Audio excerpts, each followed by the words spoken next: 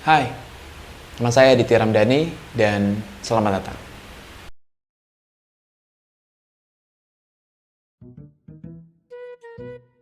Halo teman-teman semua, selamat datang di channel saya. Perkenalkan, nama saya Aditya Ramdhani, mahasiswa dari bimbingan konseling Maksum University.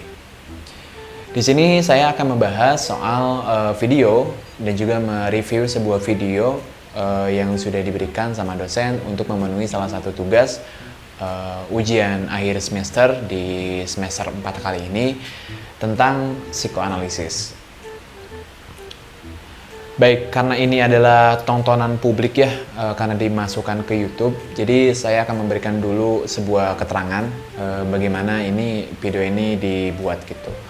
Pertama, ini adalah untuk memenuhi salah satu tugas yang tadi ya, untuk memenuhi salah satu tugas untuk UAS tahun ajaran ini. Di sini juga dijelaskan bahwasanya saya akan menjelaskan soal mereview sebuah video tentang psikoanalisis.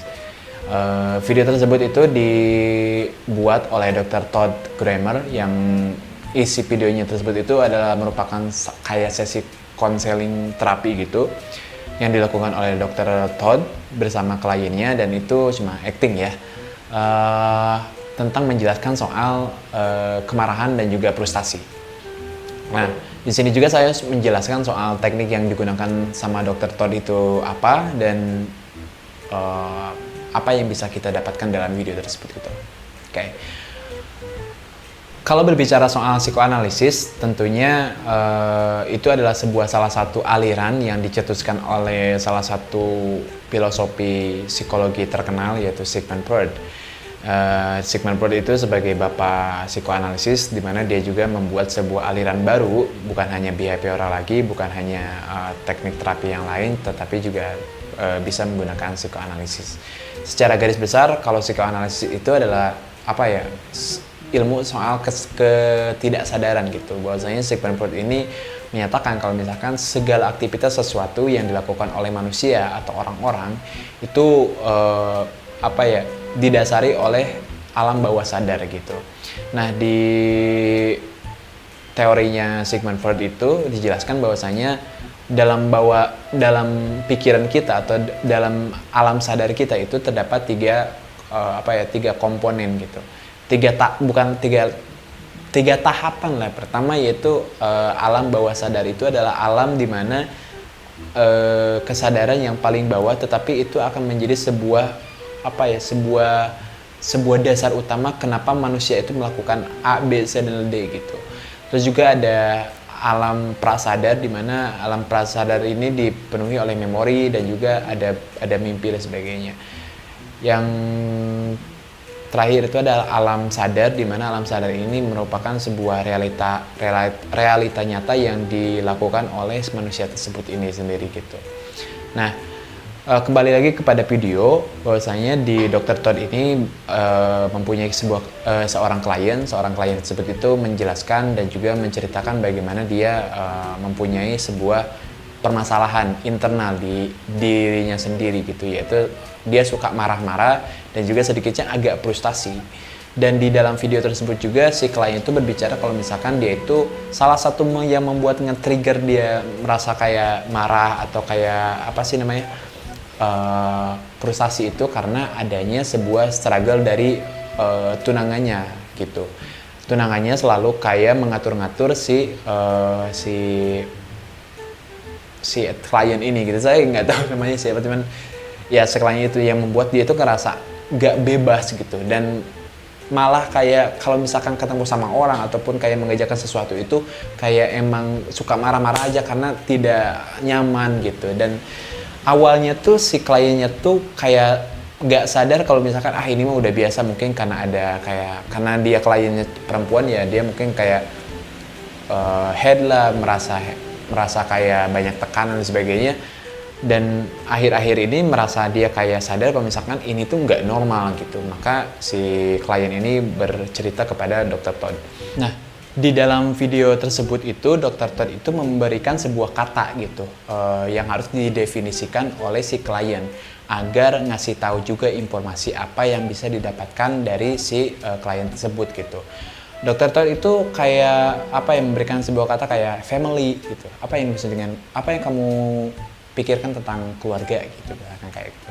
Dan si klien tersebut itu kayak berbicara soal keluarga itu seperti apa, pandangan dia bagaimana, terus pekerjaan bagaimana dan lain sebagainya. Kalau nggak salah di dalam video itu tuh kayak menyebutkan 4 kata kalau nggak salah ya. Mungkin bisa dicek di video di bawah ya. Nah, lalu di sana tuh kayak Dr. Todd itu menyimpulkan bahwasanya kemarahan atau frustasi si klien ini ada beberapa yang menjadi sebuah penyebabnya gitu, yang terdapat dalam definisi yang sudah diberikan sama si klien tersebut gitu. Dan teknik tersebut itu disebutkan namanya associate technical, di mana si klien itu menjelaskan dengan perspektif dia, dengan pandangan dia tentang apa yang dia pahami tentang kata tersebut gitu, atau kayak makna dari kata tersebut itu bagaimana gitu. Nah, di sini juga si dokter Todd tidak langsung kayak memberikan sebuah terapi kayak afirmasi, kayak harus menginternalisasi diri, kayak harus dibaringkan dan sebagainya, enggak.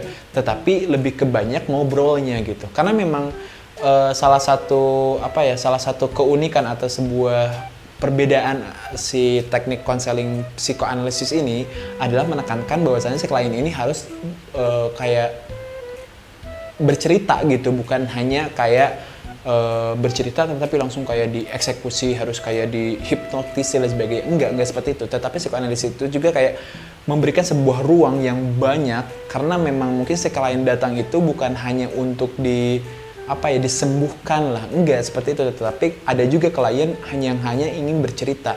Tetapi sekaligus karena kita seorang terapi, kita harus juga memberikan sebuah hal yang bermanfaat buat dirinya gitu, yaitu bisa menyembuhkan si klien tersebut gitu. Nah, kalau misalkan teknik ini apakah umum bisa digunakan kepada semua orang? Ya, bisa dilakukan kepada semua orang, tetapi melihat dulu kasus yang kasus yang dialami oleh si klien tersebut gitu. Tidak bisa semua kasus kasus yang dialami oleh si klien itu bisa dipakai hanya satu terapi saja, enggak seperti itu. Tetapi banyak juga terapi-terapi yang bisa dilakukan oleh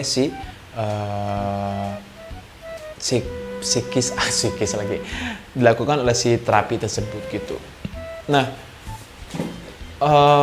di Indonesia sendiri itu banyak juga yang terapi-terapi yang dilakukan berbasisnya itu psikoanalisis, tetapi juga yang banyak digunakan juga ada kayak behaviorism gitu, kayak memang behaviorism itu melihatnya kepada lingkungan gitu, kepada pendekatan yang lebih natural gitu, lebih manusiawi lah gitu. Apakah psikoanalisis juga enggak manusiawi? Enggak, bukan seperti itu, tetapi lebih kepada menekankan kebiasaan kalau behaviorism.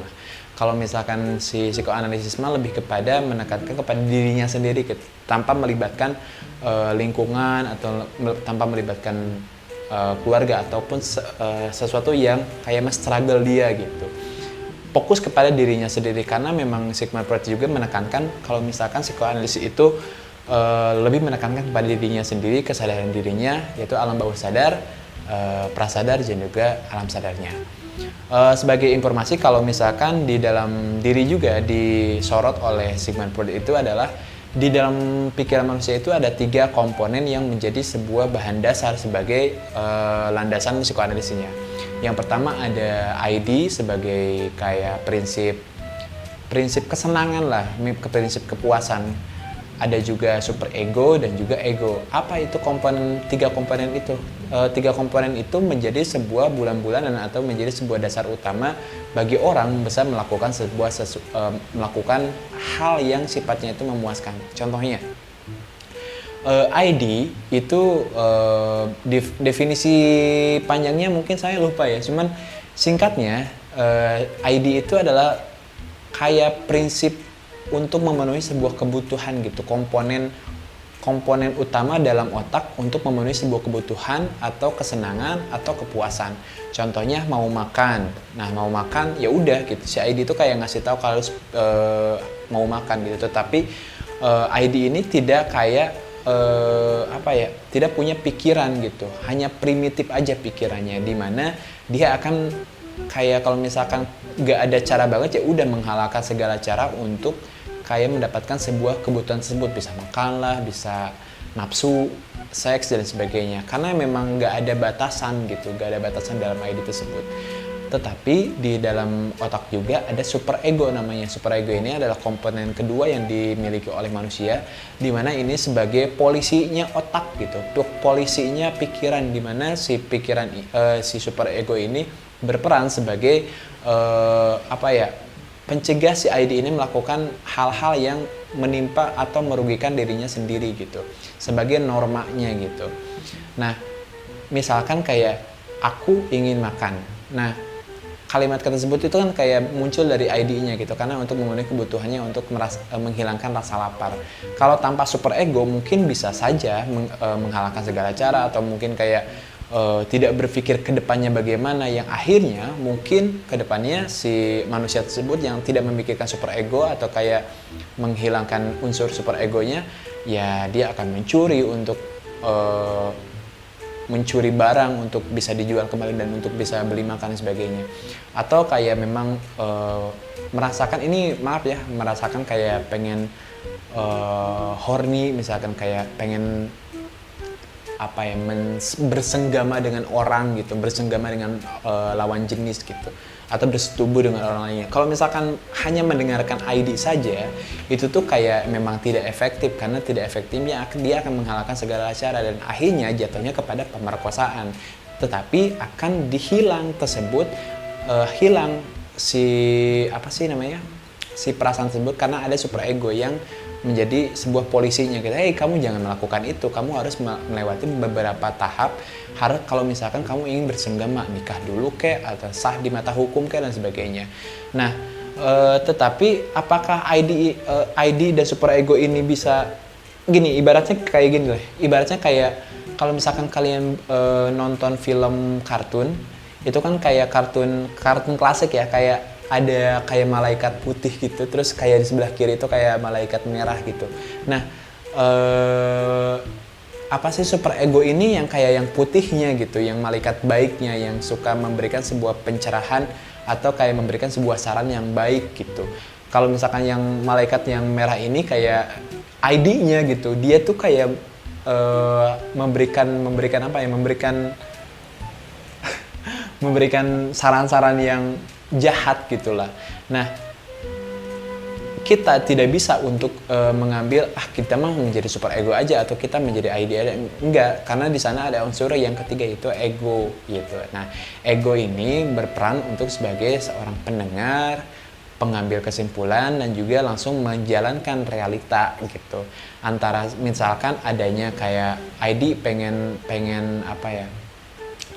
memuaskan diri gitu, misalkan dia marah, dia merasakan sakit hati, dia marah. Kalau misalkan dia marah, pengennya tuh pengen mukul dan sebagainya. Tetapi super ego juga kayak memberikan sebuah ide gitu, kayak insting lagi kepada ID. Kalau misalkan kamu jangan begitu, kamu baiknya ya kita olahraga ataupun kayak melakukan hal-hal yang positif agar terhindar dari merugikan orang lain atau merugikan diri sendiri gitu. Nah, kalau misalkan egonya baik, ya udah dia si ego ini akan memberikan sebuah kesimpulan atau menjalankan menjalankan apa yang sudah dikatakan oleh super ego ini dan direalisasikan dalam realitanya gitu. Mungkin sekilas itu saja yang bisa saya jelaskan. Mohon maaf apabila ada kekurangan, dan saya mungkin di sini banyak kurangnya ya. Mohon maaf karena ini dadakan. Semoga dalam video ini ada pembelajaran yang bisa dapat diambil, meskipun ini adalah tugas UAS saja, tetapi semoga bermanfaat bagi kalian yang menonton ya. Terima kasih dan assalamualaikum warahmatullahi wabarakatuh. See you next time.